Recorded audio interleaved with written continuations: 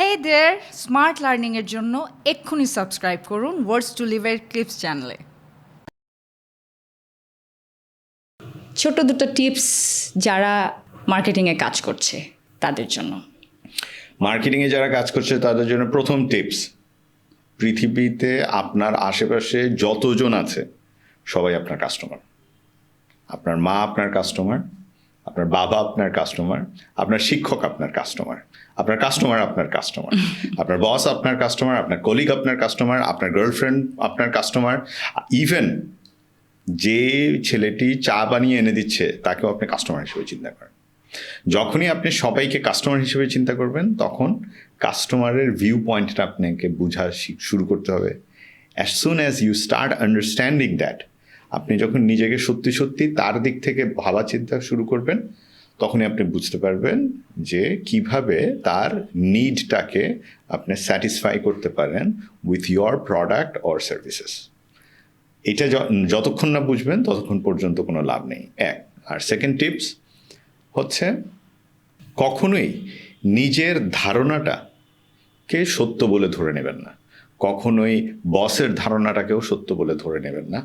Always go to the field, talk to the customers, go to the numbers and see what the numbers are saying. So you do your own research. There is no, I am repeating, there is no replacement of research. If you don't have the money, you go and do it by yourself.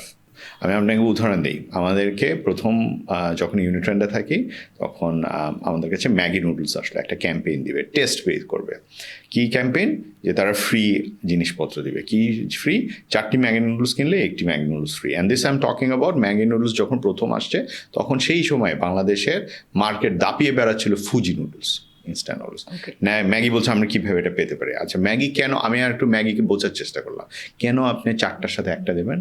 তারা বললো কারণ আমাদের production capacity হচ্ছে monthly 10,000 case, আমাদের already প্রায় 7,000 কেসের 5,000 কেসের মতো জমে গেছে।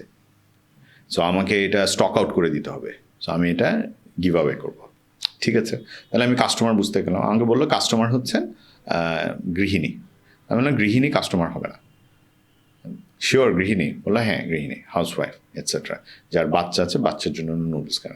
আমি গেলাম, গিয়ে তখন তৎকালীন সময়ে ধানমন্ডি 8 নম্বরে তিতাস কনফেকশনারি ছিল, সেখানে বসলাম। আমি নিউ মার্কেটের পিছনে যে মুদির দোকানগুলো আছে সেখানে বসলাম। আমি কাস্টমার বোঝার চেষ্টা করলাম। আমাকে কোনো টাকা পয়সা দেয়নি, আমার এজেন্সি কোনো টাকা পয়সা দেয়নি। আমি নিজে গিয়ে বসলাম। বুঝে টুঝে আমি যে ইনসাইটটা পেলাম সেটা হচ্ছে আসলে মা ডিসিশন নেন না কোন নুডলস কিনা হবে। মা ছুটির পরে বাচ্চাকে নিয়ে ঘরে ফেরার পথে কেনার জন্য তিনি তিতাসে নামেন। তখন বাচ্চা নাওয়া খাওয়া ছাড়া অবস্থায় মায়ের ভিতর অলরেডি একটা অপরাধ বোধ, যাহারে আমার এটাকে সোনাটাকে সাথে রেখেছি। তিনি যতই কপট রাগের ভঙ্গি করুন, বাচ্চা যেটা চাচ্ছে সেটাই হয়। বাচ্চা একটা এক্সট্রা ফ্রি নুডলস চায় না। বাচ্চা কি চায়? এটা ফ্রিবি। বাচ্চা কি চায়? ওই সময় চুপাচুপ নামে একটা জিনিস আসছিল, যেটা এখন মার্কেটে সবাই খায়। চুপাচুপের সাথে একটা স্টিকার দিত যেটা লাগালে ইয়ে হয়। সো বাচ্চারা wants something engaging, a toy, something that they can engage with or they can show off. Okay, তখন আমরা গিয়ে নেসলের তৎকালীন যিনি ব্র্যান্ড হেড ছিলেন তাকে আমরা বললাম যে আমরা ইনস্টেড অফ, আপনি তো একটা ম্যাগি নুডলস দিতে তৎকালীন সময় 8 টাকা প্রাইসিং পড়ছিল বা 10 টাকা প্রাইসিং পড়ছিল, হোয়াট এভার যে প্রাইসিং পড়ছে, আমি ওই প্রাইসিংয়ে আমরা কি একটা ফ্রি বি দিতে পারি কিনা। এবং আমরা বললাম যে এই ক্যাম্পেইনটা সব জায়গায় চালানোরও দরকার নেই, আমি মোটামুটি ক্যালকুলেট করে দেখিয়ে দিলাম, এগেইন নাম্বারের উপর বেস করে আমি দেখিয়ে দিলাম আপনার টিভিতে যাওয়ারও দরকার নেই। আপনি শুধুমাত্র ঢাকা শহরে 10টা স্কুলের সামনে অ্যাক্টিভেশন করেন, আপনার 5,000 ক্রেডিট বিক্রি হয়ে যাবে। আমি একদম হিসেব ধরে ধরে বুঝিয়ে দিয়েছিলাম। তিনি বিশ্বাস করেননি। আমরা উনি মোডালিটিটাতে বিশ্বাস করেছিলেন। সুতরাং আমরা ছোট ছোট পেপার পাজল বানিয়ে বিক্রি করেছিলাম। ক্যাম্পেইনের নাম ছিল ছোট ছোট বাড়ি গাড়ি ফ্রি, আমার এখনও মনে আছে। আমরা ক্রেয়ন দিয়ে আঁকলাম ইত্যাদি ইত্যাদি। সুতরাং প্রথম স্টেটমেন্ট, আমরা মাদের থেকে আমরা বাচ্চাতে আসলাম।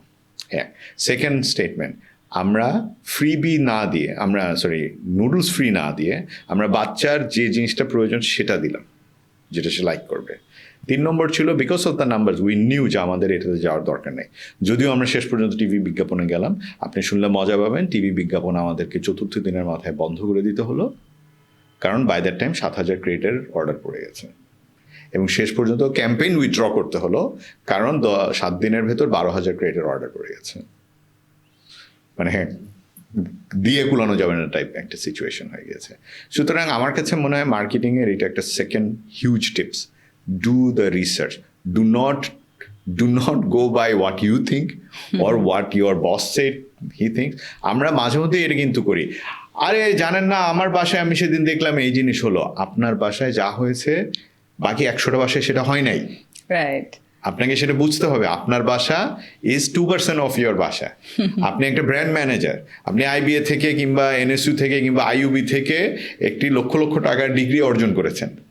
বাংলাদেশের 98% বাসায় সেই ডিগ্রি অর্জনকারী মানুষ নাই। সুতরাং আপনাকে সবসময় চিন্তা করতে হবে, আমি এটা করেছি, আমার ফ্রেন্ড পিঙ্কি তো দেখলাম এটা করছে। That's not the right parameter to জাজ। Always go to the customer, stay there, look at them, try to understand. If the company doesn't give you the money for research, you do the research by yourself.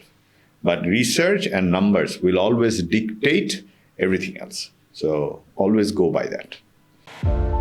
Subscribe to Words to Live and don't forget to press the bell icon.